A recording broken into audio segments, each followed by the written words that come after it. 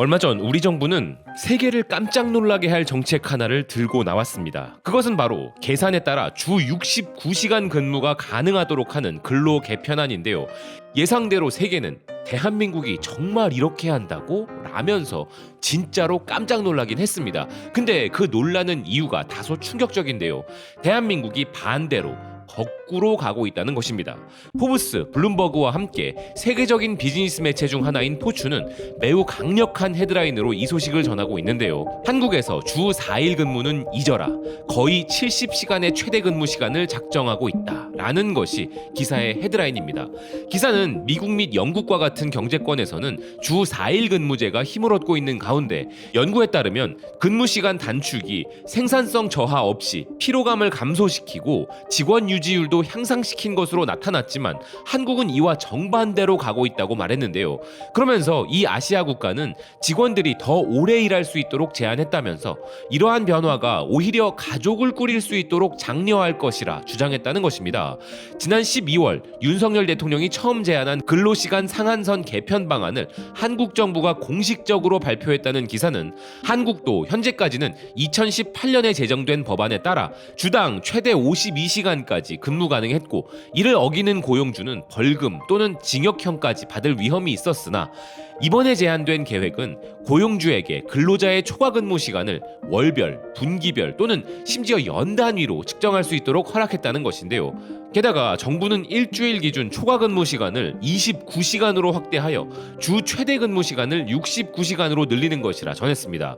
그런데 한국노동부는 이러한 시도가 여성 1인당 0.78명으로 세계 최저 수준인 한국의 출산율을 지원하기 위한 방법이라 주장했다는 것인데요. 여성의 근로시간 선택을 유연하게 하면 빠른 고령화, 저출산 등 심각한 사회 문제를 해결할 수 있다라고 말한 이정식 고용노동부 장관의 주장을 전하면서 이 주장에 대해 기업들은 환영했고 노조와 여성단체는 비판했다는 것입니다. 반발의 이유는 한국여성단체연합의 경우 남성은 장시간 노동을 하고 돌봄의 책임과 권리에서 면제되는 반면 여성은 모든 돌봄 노동을 해야 한다라는 것이었으며 민주노총이 제시한 노조의 입장은 5일 연속 오전 9시부터 자정까지 근무하는 것을 합법화한다. 노동자의 건강과 휴식은 전혀 고려하지 않는다. 라고 비난한 부분을 기사는 전하고 있는데요. 또한 이번 정부의 새로운 규칙에는 근무일 사이에 최소 11시간의 휴식 시간을 요구하는 연장 근무에 대한 조항이 포함되어 있으나 한국 근로자들이 제한된 유연성을 활용할 수 있을지는 확실하지 않다는 기사는 정부 조사에 따르면 2020년에 한국 노동자의 40%만이 연차 휴가를 모두 사용했고 OECD 자료에 따르면 2021년 한국 노동자의 평균 근로시간은 1915시간으로 세계 평균보다 200시간 가까이 많은 것으로 나타났다는 사실을 전하고 있습니다. 그리고 기사는 이런 한국의 상황이 외신 기준에서 놀라울 수밖에 없는 것은 세계적 추세와는 전혀 다른 반대 방향으로 힘차게 달려가고 있기 때문이라는 것인데요. 여러 국가에서 주 4일 근무의 효과를 조사하기 위한 시범 프로그램을 시작했다는 기사는 이미 영국에서 2,900명의 직원을 대상으로 실시된 파일럿 프로그램을 통해 주 4일제가 생산성 손실 없이 직원 건강을 개선시켰음을 입증한 바 있다는 것입니다.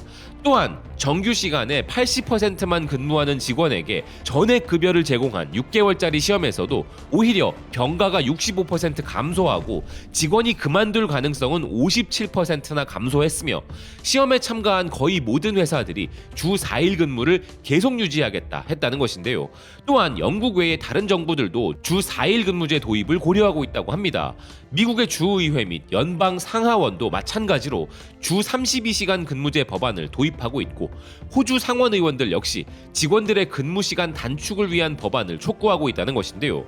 반면 또 다른 견해를 가진 전문가들은 주 4일 근무의 혜택이 주로 급여 노동자들에게만 발생하는 우려점을 경고했으며 시간제 근로자에게는 일할 시간이 충분하지 않거나 불안정한 일정이 뒤따르는 문제에 직면할 수 있다는 주장을 했다고 합니다.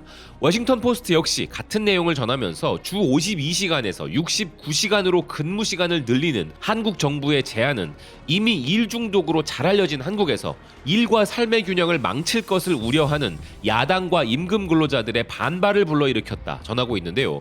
그러면서 한국인들은 이미 다른 많은 외국인들보다 더 많이 일하고 있다면서 OECD의 자료에 따르면 연간 근무 시간이 미국의 경우 1791시간, 프랑스는 1490시간인데 한국은 1915시간을 일하고 있으며 OECD 평균 역시 1716시간이라는 것입니다. 호주의 뉴스닷컴도 한국은 아예 호주와 근본적으로 다른 방향으로 가고 있다 전하고 있는데요. 그러면서 호주는 뉴질랜드, 미국, 캐나다, 영국, 아일랜드와 함께 주 4일 근무제 테스트 참여국이었다고 전하는 기사입니다. 호주에서는 10개월간 33개 회사 100명의 직원을 상대로 테스트한 바 참여 직원들은 정규 풀타임 급여를 받으면서 일주일에 하루를 덜 일했는데 오히려 이 기간 동안 수익이 8% 증가했고 작년 동기 대비 무려 38% 증가했다는 것인데요. 게다가 직원들의 결근이 줄고 직원의 67%는 피로도가 개선되었다고 말했다는 것입니다. 또한 불면증과 수면 문제도 8% 감소하는 등 주 4일제는 매우 성공적이었다는 것인데요. 아울러 작년에 발표된 연구에 따르면 호주인 3명 중 1명은 더 나은 일과 삶의 균형을 찾기 위해 주 4일 근무제를 제공하는 회사로 이직하기 위해 현재 다니는 직장을 그만둘 것이라고 했는데 한국 정부는 호주의 일주일 평균 38시간보다 훨씬 더 긴 근무 시간인 69시간으로 근본적으로 정반대로 가고 있다는 것인데요. 호주의 SBS는 심지어 일주일에 69시간을 일하게 하는 경우가 있다고 라면서 이런 케이스 자체에 깜짝 놀라고 있습니다. 기사는 이런 한국 정부의 새로운 계획에 대한 호주 전문가들의 의견을 전하고 있는데요. 호주의 경우 주당 최대 근무 시간을 38시간으로 설정하고 있으며 고용주가 직원에게 초과 근무를 요청했을 때 근로자는 초과 근무가 부당하다고 판단될 경우 초과 근무를 거부할 수 있다는 것입니다. 또한 호주 의회는 주 4일 근무를 시작할 것을 연방 정부에 촉구하고 있는 상황이라는 기사는 과학적으로 보았을 때도 오랜 근무 시간은 고려할 점이 있다는 호주 디지털 성능 연구원 크리스티 구드윈 박사의 의견을 전하고 있는데요. 구드윈 박사는 이런 근무 시간 연장에 대하여 이렇게 말했습니다. 우리가 사람들에게 더 오랜 시간을 일하라고 요구할 때 신경생물학에 반하는 작업을 하고 있는 것입니다. 힘든 일을 할 때 우리 뇌의 전두엽 피질은 매일 약 4시간에서 6시간 동안만 제대로 기능을 할 수 있는데요. 그렇다고 매일마다 그 시간만큼 일할 수 있다는 의미는 아닙니다. 인지적으로 어려운 작업을 수행할 수 있는 최대 용량은 기껏해야 6시간입니다.